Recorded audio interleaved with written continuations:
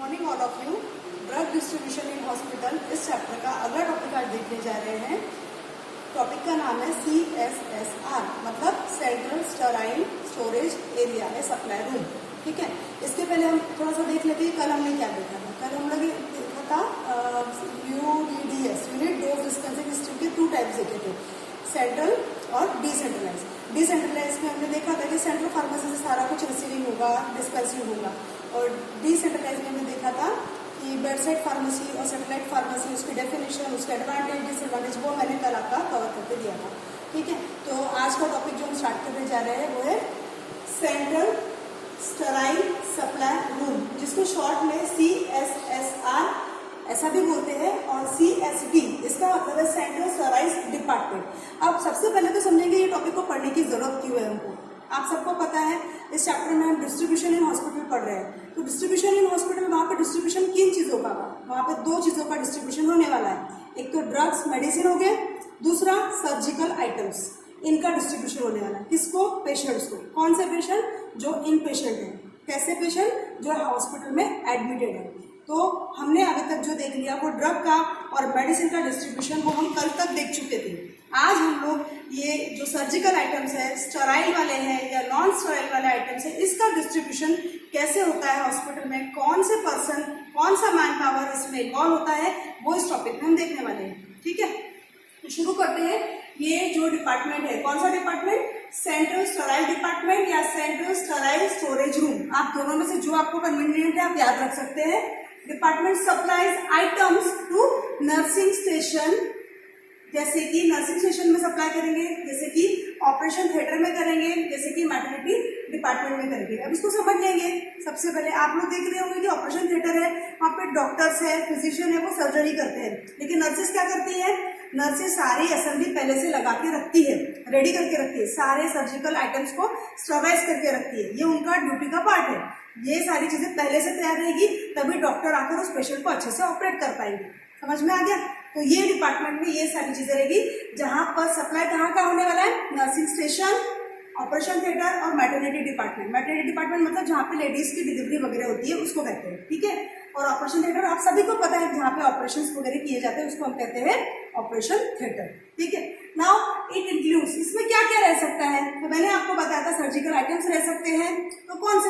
Syringe रह सकती है, सिरिंज नीडल रह सकती है, IV सेट्स रहते हैं, ब्लड के बैग्स, अगर किसी पेशेंट को ब्लड की जरूरत पड़े तो वो भी स्टरलाइजेशन वाला ही आइटम है और उसको कोल्ड स्टोरेज में रखना पड़ता है। तो इसीलिए और सर्जिकल आइटम्स के साथ साथ ये सारे आइटम्स जो है इस डिपार्टमेंट का मेन हिस्सा है।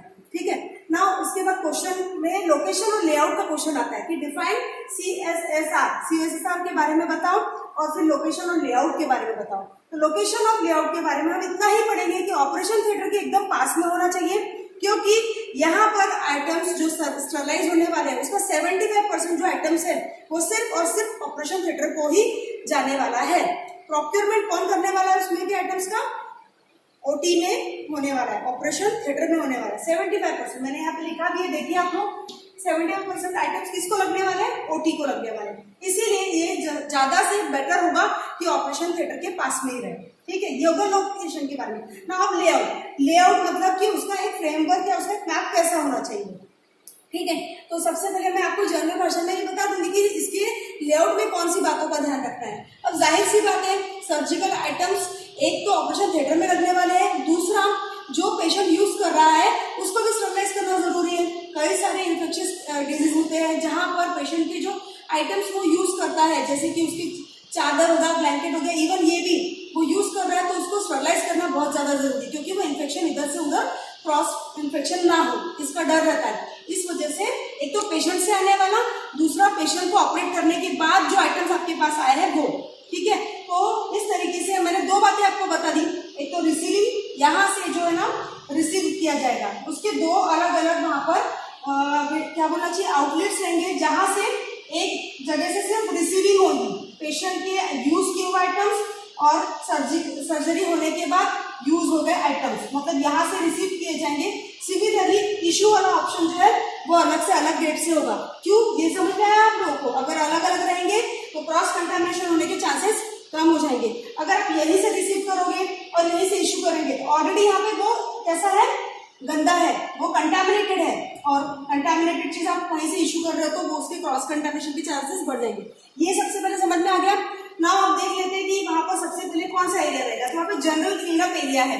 जो भी सर्जरी के आइटम्स हैं वो आइटम्स जो है जनरल क्लीनअप एरिया में आएंगे। सारे आइटम्स यहाँ पे क्लीन होंगे, तो जिनको क्लीनिंग की जरूरत है वही क्लीन होंगे, और जिनको नहीं है जैसे कि सोल्यूशंस है, LVP large volume parenterals, gloves, needles, kits and sets और सीरीज, इनको अगर क्लीनिंग की जरूरत है तो वो क्लीन होंगे। दूसरे अगर आइटम्स है तो उनको क्लीनिंग की जरूरत नहीं है। जैसे कि अगर फॉर एग्जाम्पल डिसअसेंबल करना पड़ेगा, डिसअसेंबली का पार्ट है, रिसीव किया, डिसअसेंबल किया, और उसमें कौन कौन आ गए, सोल्यूशन आ गया, ग्लव्स आ गए, नीडल आ गए, किट्स एंड सेट्स आ गए और सीरीज आ गए। ये सब कुछ क्लीनअप एरिया में गया, अच्छे से क्लीन हो गया, साफ हो गया, और उसके बाद हो जाएगा स्टरलाइज। यहाँ पर हमारा काम खत्म नहीं होता, सिर्फ क्लीनिंग नहीं होने वाला है, उसको स्टरलाइज भी करना है। स्टरलाइजेशन बहुत इंपॉर्टेंट है।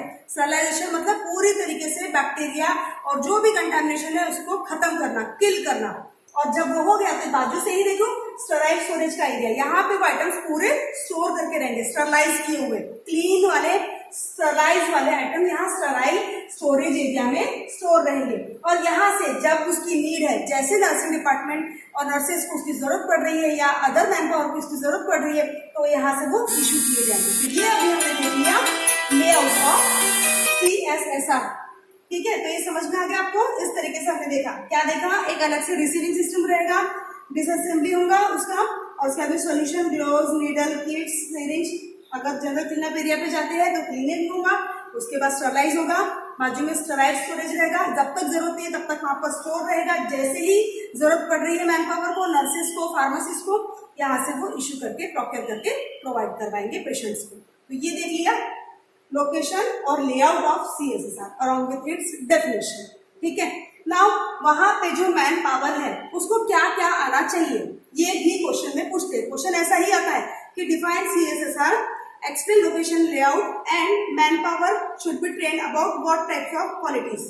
जो मैन पावर वहां पे रहेगा उसको कौन सी क्वालिटी आनी रहनी चाहिए, कौन सी चीजों में वो ट्रेन रहना चाहिए, वो हमको यहाँ पे देखना है।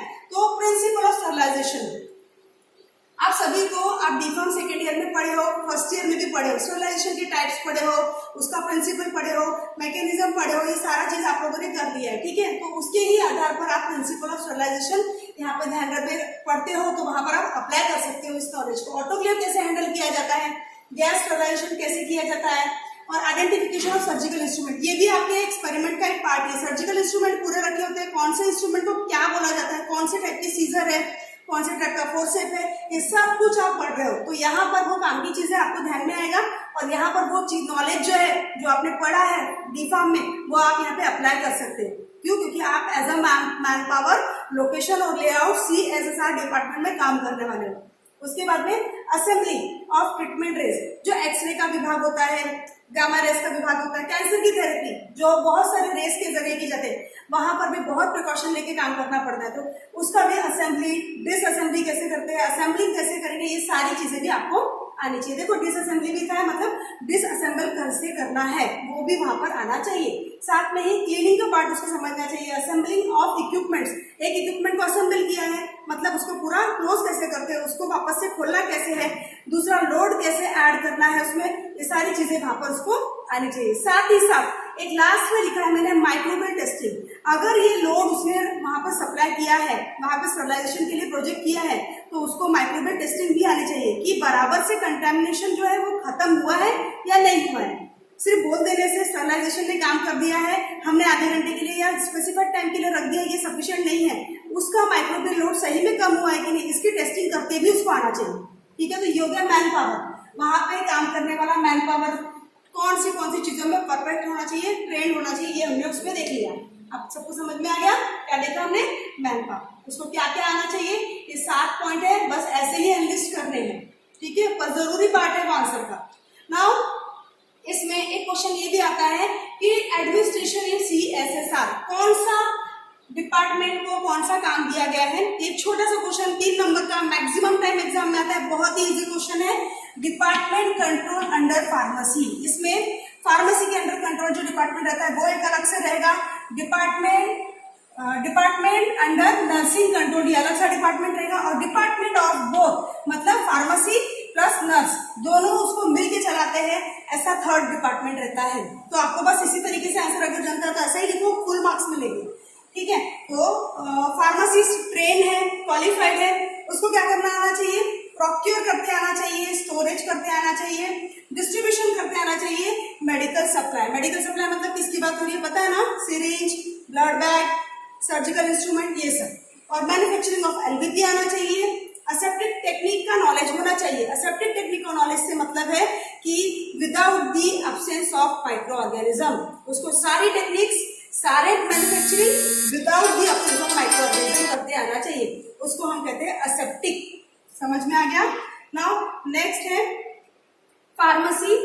हमने देख लिया अभी फार्मेसी के बारे में। अब हम देख रहे हैं नर्सेस के बारे में। नर्सेस में क्या रहेगा, प्रोक्योर, स्टोरेज, डिस्ट्रीब्यूशन, ये सब उसको आना चाहिए। उसके बाद में है ऑपरेट करते आना चाहिए, मेंटेन करते आना चाहिए डिफरेंट स्टरलाइजर। जैसे ऑटोक्लेव है तो उसमें स्टरलाइजेशन कैसे होगा, हॉट एयर ओवन है तो उसमें स्टरलाइजेशन कैसे होगा, manufacturing of LVP, large volume parenteral कैसे बनाए जाते हैं, वो सब उसको यहाँ पे देखना है। उनका क्लीनिंग, पैकेजिंग, ये सब नर्सेस के ड्यूटीज का पार्ट है। उसके बाद में फार्मेसी और नर्सेस में टुगेदर मिलके क्या करना है, तो ये वाला पोर्शन और ये वाला पोर्शन दोनों को मिलाकर यहाँ पर जो पोर्शन लिखा हुआ है वो हम यहाँ पे देखेंगे। सीनियर नर्स जो रहेंगी, हेड नर्स जो रहेगी वो उसकी इंचार्ज रहेंगी, उसको क्या क्या आना चाहिए, हैंडल करते आना चाहिए, क्लीनिंग करते आना चाहिए, packing, distribution of medical supply, पहला पॉइंट। उसके बाद में हैंडलिंग ऑफ सर्जिकल इंस्ट्रूमेंट, ये उसको आना चाहिए। ठीक है, दोनों चीजों का कंपाइल फॉर्म में, जहां पे फार्मासिस्ट और नर्सेस दोनों मिलकर टुगेदर डिपार्टमेंट को संभालने वाले। तो हम लोगों ने आज क्या देख लिया, हम लोगों ने आज देख लिया कि डेफिनेशन ऑफ CSSR, साथ में देखा लोकेशन और लेआउट, और उसके बाद हमने देख लिया मैन पावर, किस तरीके से मैन पावर ट्रेन होने चाहिए उस डिपार्टमेंट में काम करने के लिए। और फिर उसके बाद में देख लिया हमने department under control, pharmacy, nurses और pharmacy plus nurses administration in CSR। तो ये 3 नंबर का क्वेश्चन कभी ऐसे पूछ लेते हैं और 3 नंबर का क्वेश्चन कभी सिर्फ इसके ऊपर आता है। तो इसके हिसाब से आप प्रिपेयर कीजिए। ठीक है, थैंक यू।